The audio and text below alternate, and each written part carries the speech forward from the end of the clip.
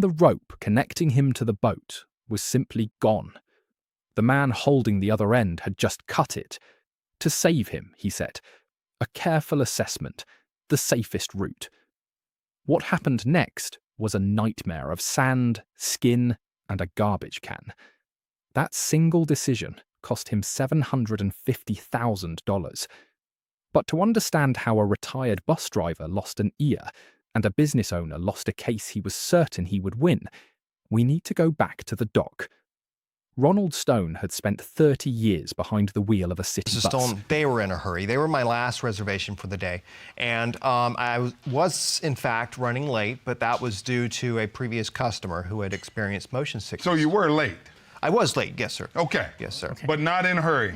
Not in a hurry, no. Right. No. So what happened? He put the harness on me, and you know, before I knew it, I was 600 feet up in the air, just flying. It was just unbelievable. The views, it was just awesome. As free as a bird. Well, that's what you wanted, right? That's what I wanted. That's what I wanted. But then all of a sudden it started to get windy. The wind started to blow. It just started to get a little crazy. I started bouncing around. At one point, my life kind of flashed in front of me. It was like, did I make a mistake in coming up here? You know, but I figured, well, they know what they're doing down there. They'll figure it out. So you're 600 feet up in the air, hanging from this parachute. Correct. The wind starts blowing and you're flapping around in the That's right. wind? I'm flapping around like you can imagine. I look down, and the tow rope, or whatever they call it, is gone. Whoa. It's just like dropped. Now, I didn't know if it broke because of the wind. I had no idea what happened. Mr. Davis, how does that happen? He's this far up in the air and the tow line is gone? I had to cut the tow rope. I had to make a careful assessment. Whenever I saw the winds getting out of hand and, you know, he was blowing, swaying back and forth, and what happens with that is he should land safely into the water. But unfortunately, it did not go that way. So when you cut the tow line, he's supposed to float around up there in the air and then land in the water. That's the safest way. That is the safest route, especially whenever the wind gets as volatile as it did unexpectedly at that moment, yes. Mrs. Stone, tell me what you saw. I knew that something was wrong, and I saw that my husband was freaking out, so I started freaking out. And Mr. Davis kept saying, oh, it's safe, it's safe, it's safe, you'll be fine, you'll be fine. All of a sudden, I'm flying, and I don't have wings. At that, a big gust of wind came along, and it just took me.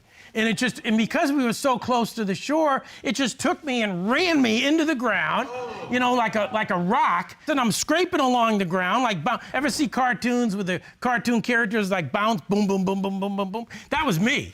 I was bleeding, I had no idea what was going on, and it seemed like I was going on forever. All I know is all of a sudden then I hit a garbage can, boom!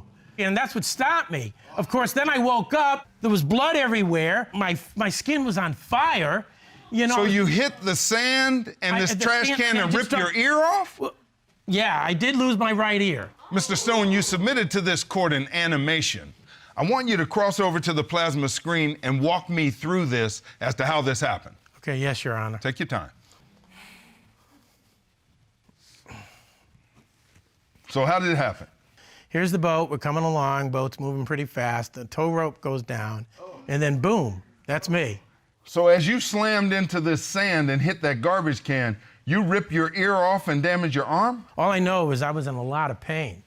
And I had no idea I lost my ear. I thought I just had a lot of blood. Nights, weekends, holidays, he worked them all so he could retire at 60 while he was still young enough to chase a dream. His wife, a retired teacher, had already checked off her bucket list item. Now it was his turn. Parasailing. 600 feet up, free as a bird. They had been married 25 wonderful years, and this was their first real vacation together. A 4-day mini getaway they had saved for. On a sunlit afternoon, they walked onto a dock to meet a man named Davis, who ran a family parasailing business called Gulf that Views. way. So when you cut the tow line, he's supposed to float around up there in the air and then land in the water. That's the safest way. That is the safest route, especially whenever the wind gets as volatile as it did unexpectedly at that moment, yes. Mrs. Stone, tell me what you saw. I knew that something was wrong, and I saw that my husband was freaking out, so I started freaking out. And Mr. Davis kept saying, oh, it's safe, it's safe, it's safe, you'll be fine, you'll be fine. All of a sudden, I'm His flying. father had started it 27 years ago. top-rated in the city, hundreds of reservations a month. A safe, professional operation. Or so it seemed. Davis was running late. His last customer of the day had gotten motion sick, and when the Stones arrived early, he didn't show up until 15 minutes past. Off views parasailing. Mr. and Mrs. Stone The Stones is my... later said he rushed them through the pre-flight process. Davis would deny that, but something in the rhythm of that afternoon was already off. Before Ronald Stone could fully absorb the safety instructions, he was strapped into a harness, the boat throttled forward, and the parasail lifted him into the sky. For a few glorious minutes, it was everything he had imagined. The views, the quiet, the freedom. And then the wind arrived. Right. Yes, And get cross to this number off. 2. That's right. And go on now to number 2. Mr. Davis, tell me about your parasailing business. Gulf Views started off as a modest business. It was a small business started by my pops. And we've been around for 27 years, top rated in the city. We get hundreds of reservations each month. So this is a family business. Yes, sir. How did this happen? We got to the dock around 4:45. The appointment Okay. wasn't until 5, but we wanted to get there early just to make sure we could... It came out of nowhere. The parasail started bouncing. Ronald Stone looked down and saw that the tow rope, the line connecting him to the boat, it had snapped or been cut. What he did know was that he was now a man without wings, riding a gust of wind toward a shoreline crowded with beachgoers, a sand dune, and a garbage can. Davis had made a decision.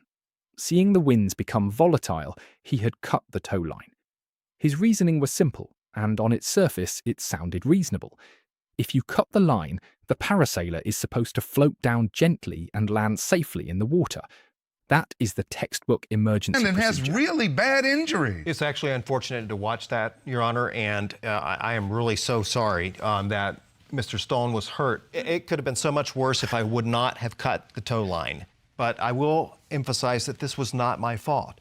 This was very Well, unexpected. what would have happened had you not cut the tow line? He could have died. So you believe you saved his life by cutting the I tow do. line? I believe that I made a judgment call that actually saved his life. Mr. Stone, you may return to life- the podium. This life is not much, buddy. Mr. Davis, this is not supposed to happen this way. You didn't have any other options other than cutting the tow line? Unfortunately, Mr. and Mrs. Stone, they did not listen to the safety briefing before we even hit the water. But what Davis did not account for, what his entire defense would hinge on and ultimately be destroyed by, was where the boat was positioned when he made that cut.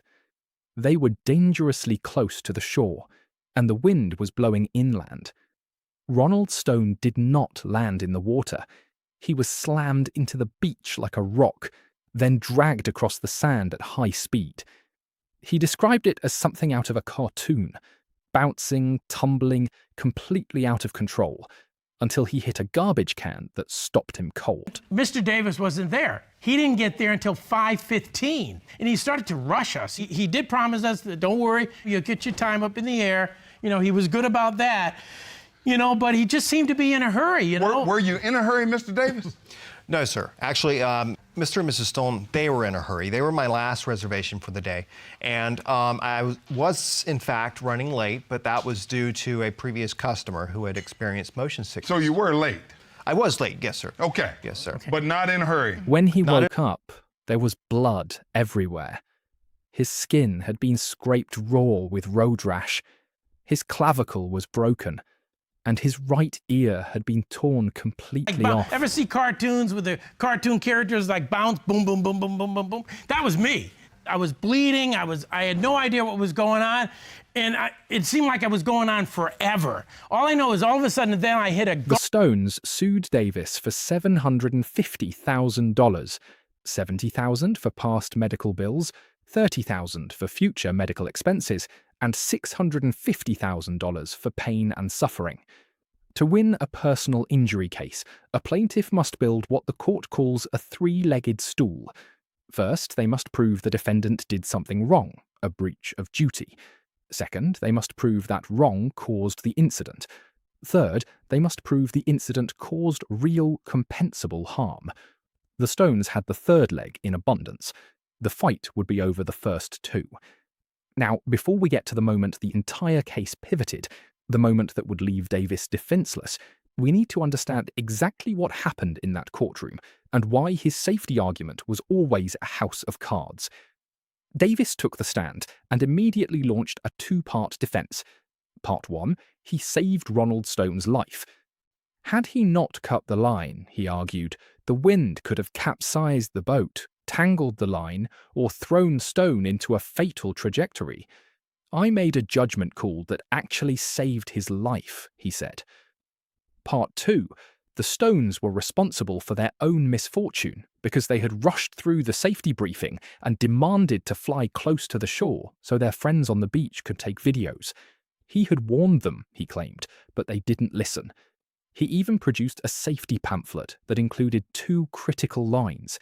Instruction 4, in the event of an emergency, please use the correct hand signals to alert your boat driver to bring you back down.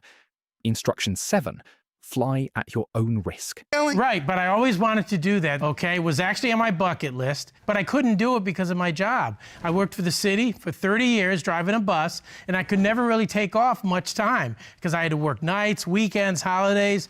You know, that's why I was able to retire early, because I was able to save up enough and get out early while I was still young enough. I'm only 60. Now, so I was... pause right here. Those 2 lines were supposed to be the shield. Hand signals. Fly at your own risk. Davis believed that if he could show he gave the Stones these warnings, the legal burden would shift to them. But here is where the calm, devastating machinery of the courtroom started to grind forward. The judge, Judge Geno Brogden, a man who had spent a decade ruling on billions of dollars in claims, had a question that Davis was not prepared for. He asked whether, at any point before the flight, Davis had told the Stones that there might come a moment when he would have to cut the line and let Ronald Stone sail away. Not a hand signal, not a generic disclaimer, a specific warning about the exact emergency procedure he ended up using. The answer was no. He had never told them. Not once. That silence was the crack that would split his entire defense wide open. But we are not at the verdict yet. First, the judge did something that should terrify anyone who walks into a courtroom believing their common sense will carry the day. He called an independent expert. A recess was declared, and this is where the ticking clock began. While the courtroom waited, an engineer named Andrea Brown-Milheiser was being consulted, not by the plaintiff, not by the defendant, but by the court itself. When a judge takes it upon himself to bring in a neutral expert, it means he is no longer satisfied with the stories both sides are telling. He wants physical truth. He wants the laws of physics to speak. And when she walked in with a diagram, everyone in that room knew the game had changed. She explained it in terms no one could misunderstand. His personal injury court. Good day, everyone. This is the matter of Stone versus Davis and Gulf Views Parasailing. Mr. and Mrs. Stone, it's my understanding that you all are suing Mr. Davis for injuries that Mr. Stone sustained during a parasailing incident on Mr. Davis's boat. You're asking this court to award you $70,000 for past medicals, $30,000 for future medicals, $650,000 for pain and suffering, Yes. for a total Yes, Your award Honor. of $750,000. Yes. Is that correct? That's Yes, Your correct, Honor. Your Honor. And Mr. Davis, you believe that this is not your fault. This is something that happened that's outside your control, and you should not be held responsible. That is correct, sir. All right, well, let's get into the legal sauce. Why would you all choose parasailing? We retire. I'm a retired teacher, and I retired first, and my husband was a bus driver for 30 years, and he just recently retired. And we've always thought, wouldn't it be wonderful to finally take a vacation? We've And always then been... the judge delivered the line that sealed the case. Brogden. Once told the Stones that cutting the line was a possibility. That omission was not a small oversight. It was a breach of the fundamental duty to warn. The verdict came down without hesitation. The plaintiff had proven all 3 legs of the stool. The defendant did something wrong. That wrong caused the injuries, and the injuries were devastating. $750,000. Money. Momentum creates a wind force that generates lift. When the tow line is cut, the parasailer should drop directly down. In a vacuum, Ronald Stone would have landed in the ocean, but there were wind gusts coming off the water toward the shore, perpendicular forces acting on the parasail. Those gusts created turbulence, and because the boat had been positioned so close to the beach, those gusts pushed Stone not into the water, but onto the sand. The operator's decision to cut the line, she testified, would have been correct only if the boat had been far enough from shore for the wind direction to be irrelevant. But it wasn't. So the very thing Davis said he did to save Stone, cutting the line, became the mechanism of his destruction because of where he had allowed the boat to be. The engineer was released. The testimony hung in the air. And then the judge turned back to Davis with a clarity that left no room for manoeuvring. Now, here is where I want you to pay attention, because this is the moment the fly at your own risk defense didn't just fail, it backfired spectacularly. Davis had tried to pin everything on the customer. They rushed me. They wanted to go near shore. They signed off on the risk. But the judge looked at him and said, in substance, that when you operate a dangerous instrumentality, a boat, a parasail, you are the ultimate holder of safety. The law does not allow you to delegate that responsibility to a first-time parasailer, no matter how many forms they sign. If a customer asks to go closer to shore and it is not safe, you must say no.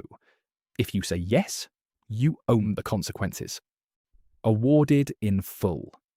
The defense that was supposed to save him, that a safety pamphlet, the disclaimers, the fly at your own risk, had not protected him at all.